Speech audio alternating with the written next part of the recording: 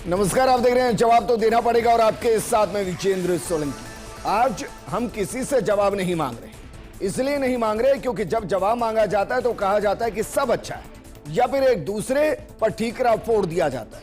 आज हम आपको जमीनी हकीकत दिखाने वाले हैं ताकि जब आपके इलाके के जनप्रतिनिधि, आपके इलाके के अधिकारी आपके बीच में आए तो आप उनसे जवाब मांग सके। क्योंकि सोचिए, एक तरफ मानसून मेहरबान है, राजस्थान रेगिस्तान को झमाझम बारिश भिगो रही है, तरबतर कर रही है ताकि वहां हरित क्रांति के अंकुर फूट सके। दूसरी तरफ वही मानसून की बारिश कहीं घरों को डुबा रही है, कहीं दुकानों को डुबा रही है, कहीं वो परेशानी खड़ा कर रही है और निचली बस्तियों के घरों के अंदर तो जीना मुश्किल हो गया है। राजस्थान के एक दो इलाके ऐसे नहीं हैं, दर्जनों इलाके ऐसे हैं जहां इस तरीके की स्थिति है। 12 में तो स्थिति बहुत ज्यादा खराब नजर आती है, लेकिन जयपुर के अंदर पानी भराव, इसके अलावा बाकी इलाकों के अंदर बारिश होने से क्या सिस्टम की पोल खुल रही है या नहीं, जो दावे किए गए थे क्या वो जमीन पर आपको नजर आ रहे हैं या नहीं, ये आज आपको तय करना है। क्योंकि आज हम आपको अलग अलग इलाकों की न सिर्फ तस्वीरें दिखाएंगे, ग्राउंड रिपोर्टिंग वहां से करेंगे, हमारे सहयोगी जुड़ेंगे ताकि जब आपके जनप्रतिनिधि, आपके अधिकारी आपके बीच आए तो आप उनसे सीधा सवाल कर सकें।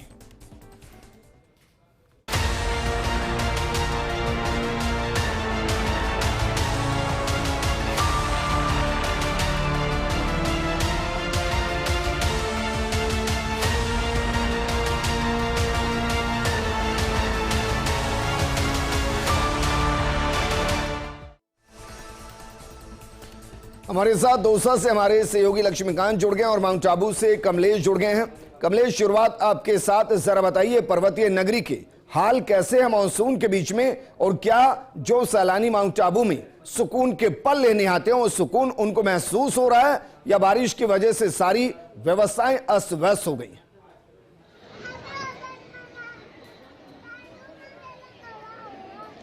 देखिए विजेंद्र, शुरुआत खूबसूरत तस्वीरों से करना चाहूँगा क्योंकि आपने माउंट आबू का नाम लिया और माउंट आबू के अंदर मानसून की दस्तक के बाद जो यहाँ की जो रंगत है वो आप देख सकते हैं। इस वक्त जहाँ मैं नक्की झील पर खड़ा हूँ और नक्की झील के अंदर देखिए नौकाओं में जो सैलानी है वो यहाँ पर इस मौसम का यहाँ पर लुफ्त उठाते हुए नजर आए। दूसरी तरफ आप तस्वीरें दिखाना चाहूँगा कि जो इस नक्की झील का जो एरिया है वहाँ पर देखिए सैलानियों की जो आने और जाने का जो क्रम है वो लगातार जारी है। तो कहा जा सकता है कि मानसून की मेहरबानी के बाद माउंट आबू की तस्वीर बदली है। पर्यटन के लिहाज से माउंट आबू जहां महत्वपूर्ण है, बीते कल की बात करें विजेंद्र तो माउंट आबू में तकरीबन 5.5 इंच के करीब बारिश पिछले 24 घंटों में हुई है और जो सुबह की जो तस्वीर थी बिल्कुल अलग नज़र आ रही थी। तमाम जो शहर के जो झरने हैं वो चल रहे थे और कह सकते हैं कि निचले इलाकों के अंदर जो पानी का बहाव है वो बहुत तेज़ था। कई घरों में जो पानी घुसा है उसकी तस्वीर भी कल हमने देखी थी। तो कह सकते हैं कि जो जमीनी हकीकत है वो बिल्कुल अलग है, जो प्रशासनिक दावे किए जाते हैं वो अलग हैं।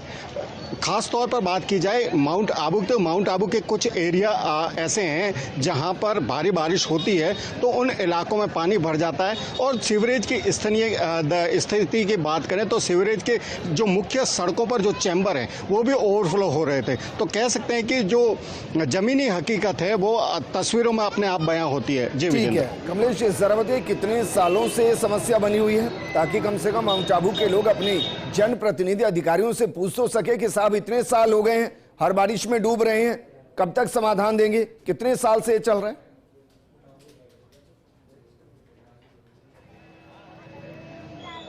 देखिए विजेंद्र, मुझे सालों से पत्रकारिता करते हुए समय बीत चुका है, लेकिन हालात जस के तस रहते हैं। केवल मात्र जो प्रशासनिक दावे होते हैं, जनप्रतिनिधियों के दावे होते हैं कि हमने आपकी ये समस्या का निस्तारण कर दिया, लेकिन ज़मीनी हकीकत बिल्कुल उससे उलट होती है।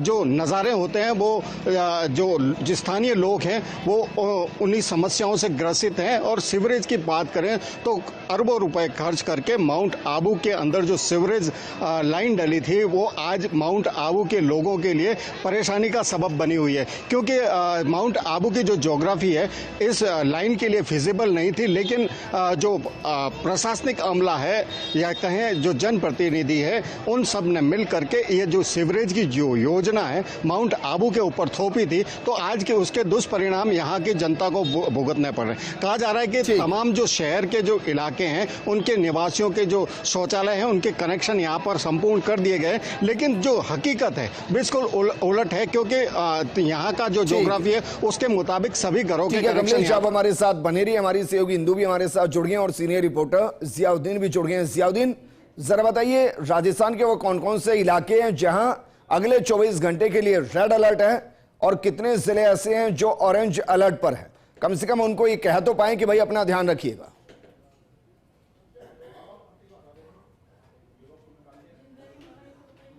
देखिएगा, अगर मौसम विभाग की तरफ से जो अलर्ट जारी किया गया है उसकी मानी जाए तो पूर्वी राजस्थान के जो तमाम जिले हैं, खासतौर से भरतपुर संभाग, कोटा संभाग और जयपुर संभाग और अजमेर संभाग के अंदर भारी बारिश को लेकर अलर्ट जारी किया गया है मौसम विभाग की ओर से। फिलहाल आज 28 जिले ऐसे हैं जहां पे ऑरेंज अलर्ट जारी किया गया था। 3 जिलों के अंदर रेड अलर्ट जारी किया गया है और राजधानी जयपुर भी उसके अंदर शामिल है कि 27 जुलाई तक जयपुर के और जयपुर के अलावा पूर्वी राजस्थान के जिलों के अंदर भारी बारिश हो सकती है। चूँकि अभी विजेंद्र हम मौजूद हैं जयपुर एयरपोर्ट के बाहर और इसकी तस्वीर देख के अंदाज़ा लगा सकते हैं कि ये इंटरनेशनल एयरपोर्ट है या कोई एक ग्रामीण क्षेत्र का बस स्टैंड। शायद उस जगह पे भी इतना पानी नहीं भरता हो जितना इस जयपुर शहर के अंदर इंटरनेशनल एयरपोर्ट के बाहर सड़कों के ऊपर भर रहा है। फिलहाल हालात ऐसे हो चुके हैं जयपुर के अंदर कि 15-20 मिनट की बारिश होती है, सड़कें दरिया बन जाती हैं, गाड़ियां तैरने लगती हैं और अधिकारी मस्त बैठ के टीवी एसी के कमरे के अंदर बैठ के ये नज़ारा देखते रहते हैं, जहमत तक नहीं उठाते। अभी तक मुझे कहाँ पे जब से लगातार बारिश आ रही है, हम रियलिटी चेक कर रहे हैं, जलभराव के हालात बता रहे हैं, सब चीज़ें बता रहे हैं, लेकिन कहीं पे कोई अधिकारी मुझे फील्ड में नजर नहीं आया। कहीं पे निगम एयरपोर्ट की नई व्यवस्था हो कि गाड़ियों के टायर से गंदगी अंदर ना जाए, चलिए बाहर की तरफ भी पानी भर देते हैं, कम से कम टायर साफ होकर अंदर आएंगे।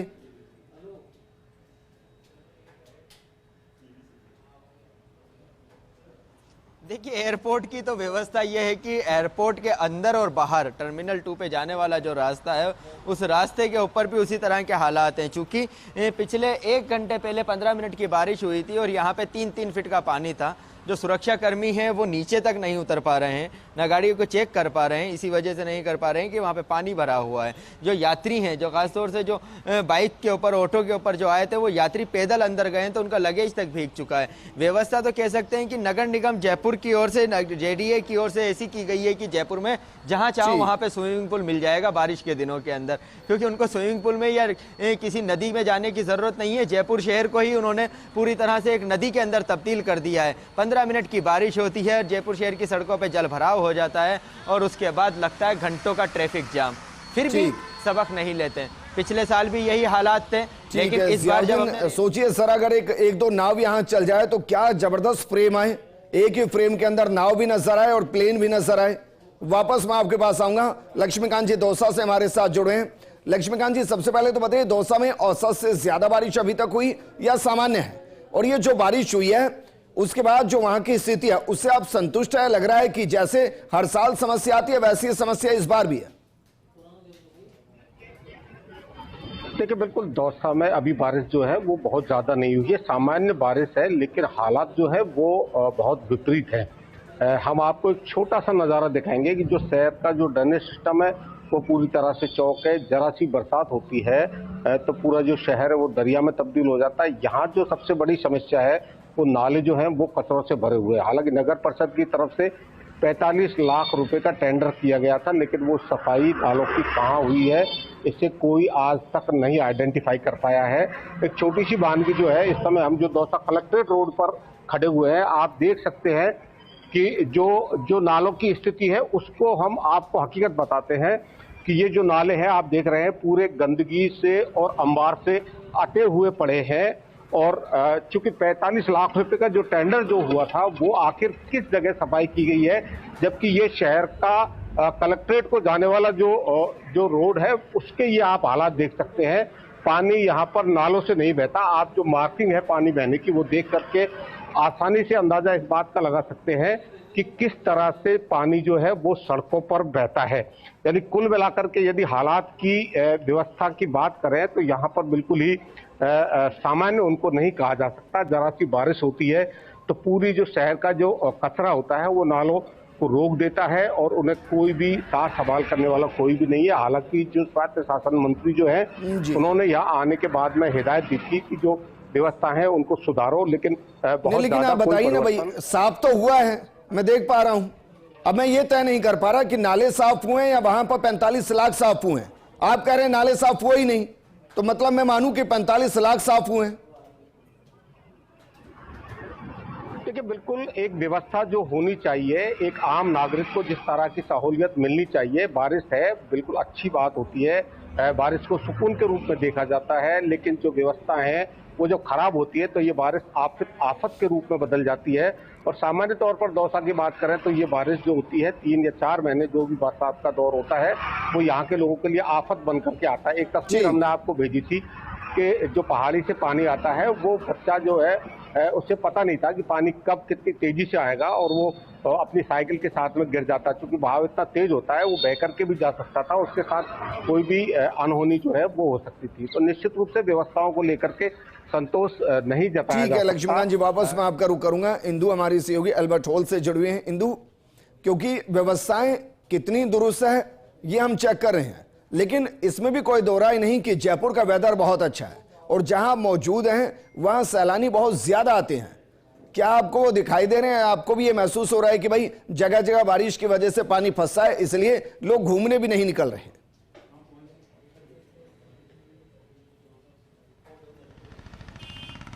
बिल्कुल विजेंद्र, मैं उसी का जिक्र करूंगी। जब बात गुलाबी शहर की होती है, जयपुर की होती है, 2 तस्वीरें यहाँ पर नजर आती है।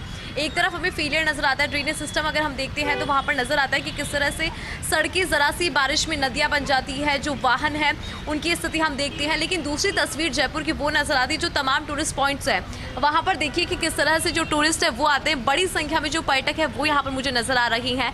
ये अल्बर्ट हॉल है जहाँ पर जयपुराइट्स भी आते हैं, दूर दराज से जो लोग हैं वो भी आते हैं। इन लोगों से भी बात करते कहाँ से आए और कैसे मौसम का आनंद उठा रहे हैं, कैसा लग रहा है, क्योंकि मौसम बिल्कुल बदल गया और बारिश हो रही है, कैसे एंजॉय कर रहे हैं? बहुत मजा आ रहा है मैडम।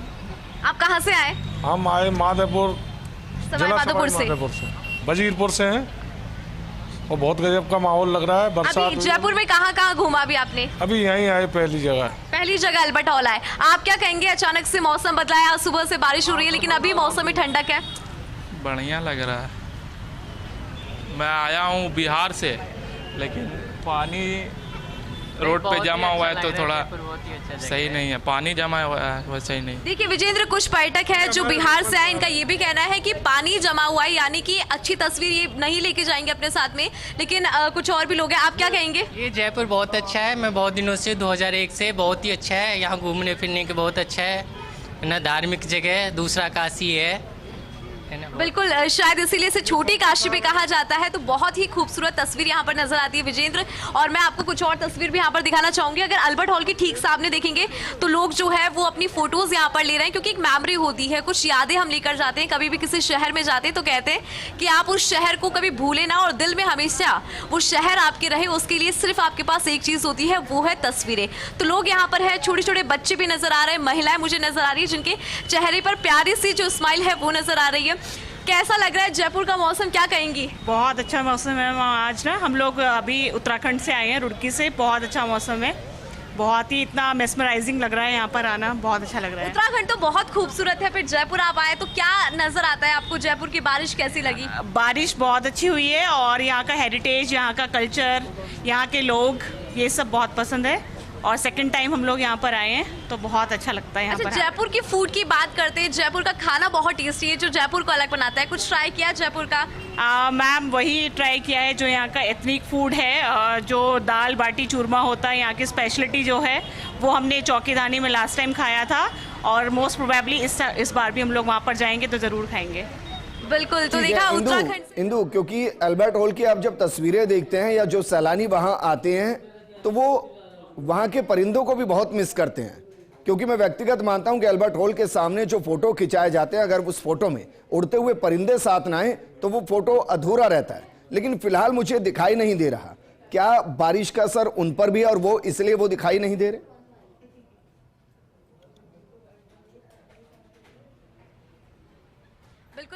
आपने सही कहा कि जब फोटोज की बात आती है तो मैं आपको दिखाऊंगी जो गुम्मद यहाँ पर बने हुए हैं जो अल्बर्ट हॉल के, उस पर आप देखेंगे जो कबूतर है वो वहाँ पर फिलहाल बैठे हुए हैं। लेकिन यही जो चीज़ है वो अल्बर्ट हॉल को खास बनाती है, क्योंकि आसमान में एक तरफ मौसम अच्छा और दूसरी तरफ आसमान में जो कबूतर होते हैं, जो पक्षी होते हैं वो नजर आते हैं और लोग उनके साथ फोटो लेते हैं, वो एक मेमोरी होती है। लेकिन जिस तरह से भी आपने विजेंद्र जिक्र यहाँ पर किया है कि बारिश आज सुबह से जारी है और उस बीच में जो लोग यहाँ पर आए हैं, जिनका मन था, जिनकी कामना थी और जो सोचते थे कि अल्बर्ट हॉल के ठीक सामने आएंगे और एक फोटो जरूर लेकर जाएंगे इस सुहाने मौसम में, लेकिन यहाँ पर अगर उन्होंने कुछ मिस किया है तो वो पक्षी जो हमेशा अल्बर्ट हॉल के आसपास चक्कर लगाती हैं, क्योंकि यहाँ पर बारिश हुई है सुबह से, तो अभी जो पक्षी है वो आपने देखा होगा कि किस तरह से गुम्मद में ही बैठे हुए हैं। और दूसरी बात विजेंद्र, यहाँ पे क्योंकि हमारे जितने भी सहयोगी हैं वो लगातार जिक्र कर रहे हैं कि मौसम से हालात बिगड़े हैं।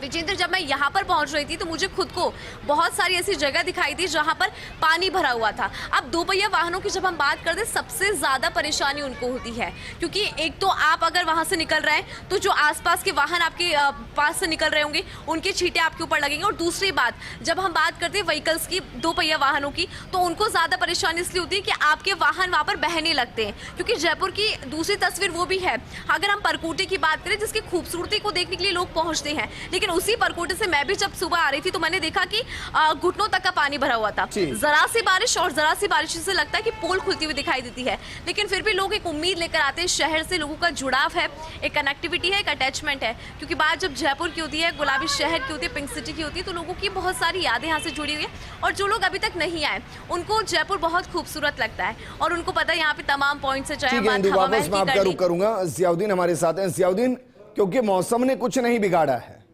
सिस्टम बिगाड़ता है जो बिगाड़ता है, क्योंकि ऐसा थोड़ी ना है कि औसत से 200% ज्यादा बारिश हो गई है।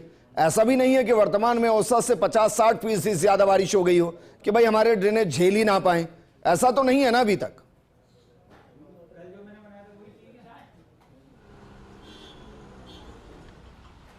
सिस्टम बिगाड़ता नहीं विजेंद्र, यूँ कह सकते हैं कि जयपुर का तो पूरा सिस्टम ही बिगड़ा हुआ है, क्योंकि ये पहली बार ऐसे हालात नहीं, पिछली बार की बारिश हुई थी तब भी हमने वही हालात दिखाए थे, तब चेताया था, सीएम ने खुद गंभीरता से लिया था और अधिकारियों को सख्त निर्देश दिए थे कि आने वाले वक्त में जयपुर में ऐसे हालात नहीं देखना चाहिए।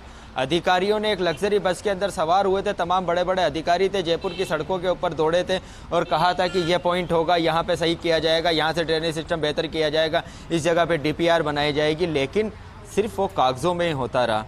सबसे अहम बात यह होती है कि मानसून आने के 2-1.5 महीने पहले मानसून पूर्व तैयारियां शुरू हो जाती हैं, जिसकी जिला कलेक्टर की अध्यक्षता के अंदर बैठकें होती हैं। दोनों नगर निगम और जेडीए के अधिकारियों को, तमाम लोगों को निर्देश दिए जाते हैं, सिर्फ निर्देश ही दिए जाते हैं कागज़ों के अंदर। हकीकत यही है, हकीकत यही है जयपुर शहर की, यही असलियत है जयपुर शहर की। और अब चक्कर क्या है कि कहते हैं ना कि जयपुर से लोगों को मोहब्बत है, जैसे जो बात बोली कि जो अपनापन है, लेकिन जयपुर छोड़ तो नहीं सकते जो यहाँ के रहने वाले हैं, वो भी इसी हालात के अंदर जीने को मजबूर हो चुके हैं, क्योंकि सिस्टम सुनने को तैयार नहीं है, अधिकारियों पे कोई असर नहीं होता, जनप्रतिनिधि सुनने को तैयार नहीं है, तो क्या करें, जनता है बस परेशान होती रहती है। चूँकि अब आप देखिएगा कि शाम का वक्त हो चुका है, अगर अभी आधे घंटे बारिश हो जाती है तो ये मानिएगा कि जयपुर शहर में जल भराव के साथ 3 घंटे का जाम तय मानिएगा हर चौराहे के ऊपर। क्योंकि जयपुर के कई पॉइंट तो ऐसे होंगे ना जहां पूरे मानसून ही पानी भरा रहता होगा, वहां मछली पालने के टेंडर क्यों नहीं दे दिए जाते? भाई 2 पैसे भी कमा ले कोई।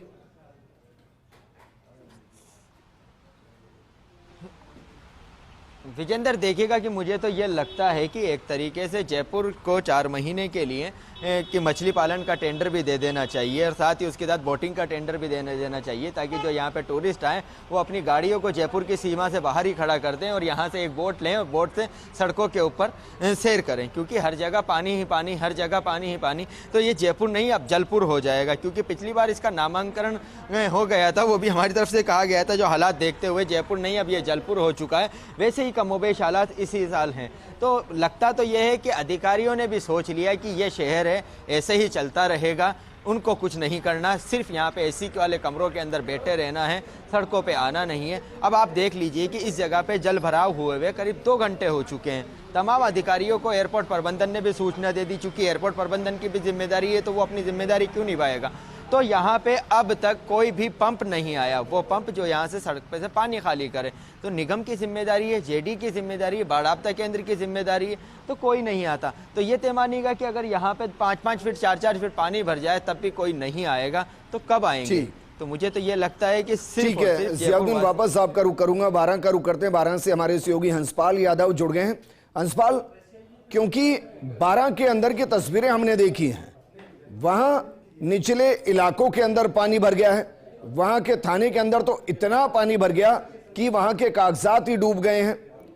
क्या वाकई में अतिवृष्टि हो गई 12 के अंदर या सिस्टम की इंतहा हो गई?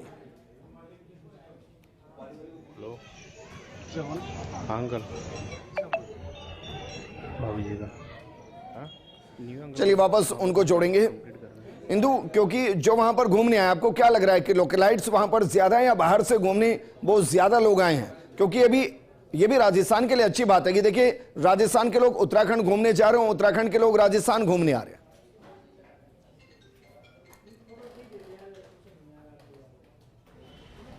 बिल्कुल विजेंद्र, आपने सही कहा कि यहाँ पर जैसे कि हम खुद जाते हैं उत्तराखंड, हम दूसरे शहर में जाते हैं, दूसरे राज्य में जाते हैं वहाँ की खूबसूरती देखने के लिए, लेकिन वहाँ के राज्य के लोग भी राजस्थान आते हैं और खासकर गुलाबी शहर आते हैं, पिंक सिटी आती है। ज़्यादातर विजेंद्र मुझे यहाँ पे पर्यटक नजर आए, क्योंकि मैंने उनसे बात भी यहाँ पर की, तो ज़्यादातर जो लोग हैं वो पर्यटक हैं जो राजस्थान की खूबसूरती देखने आए हैं। जब राजस्थान की बात होती है तो लोगों के दिल में सबसे पहली बात आती है यहाँ का आर्ट, यहाँ का कल्चर, जो लोगों के दिल में आज भी जिंदा है और लोग उससे कनेक्ट भी कर पाती हैं। आज भी हम देखते हैं कि राजस्थान के लोग अपने कल्चर को लेकर बहुत ज़्यादा स्ट्रांग भी है और रिच कल्चर यहाँ पर नजर आता है। और फिर जब इस मौसम की बात आती है, क्योंकि सबसे पहले मन में सवाल आता है, हम कहीं भी जाते हैं तो पूरी आइटनरी देखते हैं कि कहाँ जाना है, कब जाना है। तो फिर जयपुर की जब बात आती है तो कहते हैं कि जयपुर मानसून में बहुत सुंदर लगता है। हम शुरुआत से आमेर से शुरुआत करें, आमेर महल के सामने माउंट आता है, वहां पर आपको पानी पानी नजर आता है। उसके जस्ट पीछे की अगर बात करें तो सागर लेक है, वो बहुत ज्यादा खूबसूरत है। फिर नाहरगढ़ की पहाड़ी आती है जहां से पूरा जयपुर नजर आता है। आप नीचे उतरेंगे तो आपसे बेहतर कौन ही समझता होगा, क्योंकि अक्सर वहां सैलानी जल महल देखने आते हैं और आप तो वहां से पूरा जल शहर देखते हैं, क्योंकि वो सड़कें वड़कें सब पानी में ही डूबती नजर आती हैं, वो पूरा शहर ही जल शहर नजर आता है वो हिस्सा। वापस मैं आपके पास आऊंगा। हंसपाल हमारे साथ जुड़ गए। हंसपाल, अगर आप मुझे सुन पा रहे हैं, 12 के अंदर तो बहुत गंभीर स्थिति है, पानी भर गया है निचले इलाकों के अंदर, वहां के थानों में पानी भर गया है, वहां की इमारतों में पानी भर गया है। क्या अतिवृष्टि हो गई या वहां सिस्टम ध्यान ही नहीं दे पाया और वहां ड्रेनेज साफ नहीं हुआ, इसलिए स्थिति ऐसी बन गई?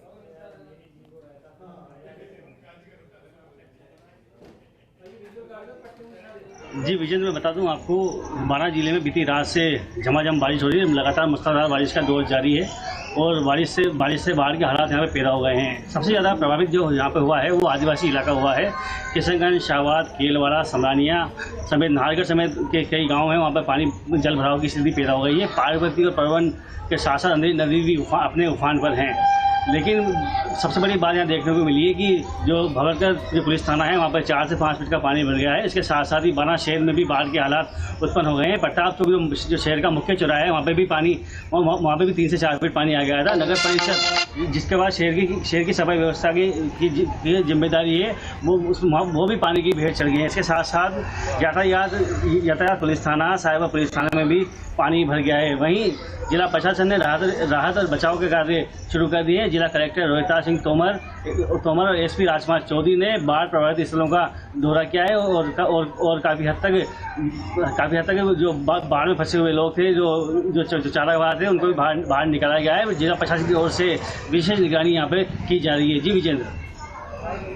ठीक है हंसपाल, लेकिन जो जिक्र आप कर रहे हैं, मेरा सवाल फिर वही है कि क्या हर साल ऐसी समस्या आती है या इस बार ऐसी समस्या बनी है, और हर साल आती है तो इसका स्थायी समाधान क्यों नहीं?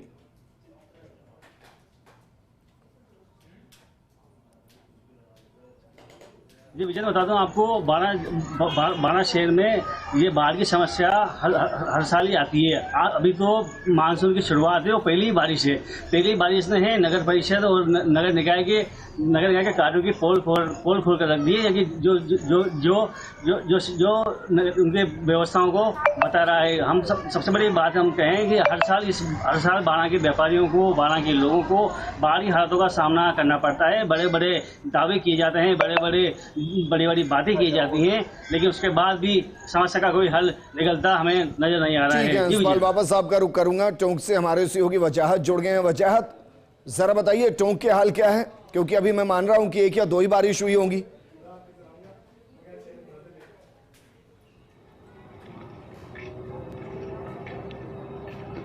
जी बिल्कुल, आप बिल्कुल सही कह रहे हैं विजेंद्र। टोंक में 2 या 3 बारिशें ऐसी हुई हैं, लेकिन उसके बाद ही टोंक में हालात जो हैं वो बिगड़े हुए हैं। बात की जाए टोंक पूरे ज़िले की, तो ग्रामीण क्षेत्रों में काफ़ी ज़्यादा बरसात देखने को मिली है। ख़ास करके बरसात का जो प्रतिशत है वो अलीगढ़ तहसील और उनियारा तहसील में सबसे ज़्यादा है। और आज जो है पीपलू में भी जमकर बारिश देखने को मिली है। बारिश इतनी ज़्यादा थी कि जो पीपलू का बनवाड़ा गाँव है वो पूरी तरीके से जलमग्न हो गया है। जो सरकारी महकमे हैं पीपलू के बनवाड़ा के, वो पानी से घिर चुके हैं। और इसके साथ साथ बात की जाए शहरी क्षेत्रों की, तो शहर में फ़िलहाल बारिश का जोर जो है वो रुक रुक कर जारी है। तेज़ बारिश अब तक शहर में नहीं देखने को मिली है, जिसके चलते हालात यहाँ पर नहीं बिगड़े हैं। जब भी लेकिन तेज़ बारिश देखने को मिलेगी तो हो सकता है हालात फिर कमोबेश उसी तरीके के नज़र आए। इस समय मैं जहाँ खड़ा हुआ हूँ आप देख सकते हैं पीछे धना तलाई का क्षेत्र है। गंदे नाली का ये जो पानी है भरा हुआ है यहाँ पर। इसकी पहले निकासी की जाती थी। एक दौर में जो बारिश का पानी था वह जमा होता था और इसके एग्जिट पॉइंट से निकलता था, लेकिन अब पहले से ही यहाँ पर काफ़ी ज़्यादा पानी जमा हुआ है। अगर ऐसे में बारिश होती है तो जो निचली बस्तियाँ हैं कहीं ना कहीं उनमें हालात बिगड़ेंगे विजेंद्र। ठीक है वजाहत, आप हमारे साथ बने रहे। जियाउद्दीन, फाइनल कमेंट मैं आपसे चाहूंगा, जरा बताइए आने वाले 1 सप्ताह की वेदर रिपोर्ट क्या कह रही है और किन इलाकों के अंदर बहुत ज्यादा बारिश होगी। जयपुर को लेकर मैं सवाल नहीं कर रहा हूं, क्योंकि जयपुर में जब बारिश होगी ये तस्वीरें नजर आएंगी।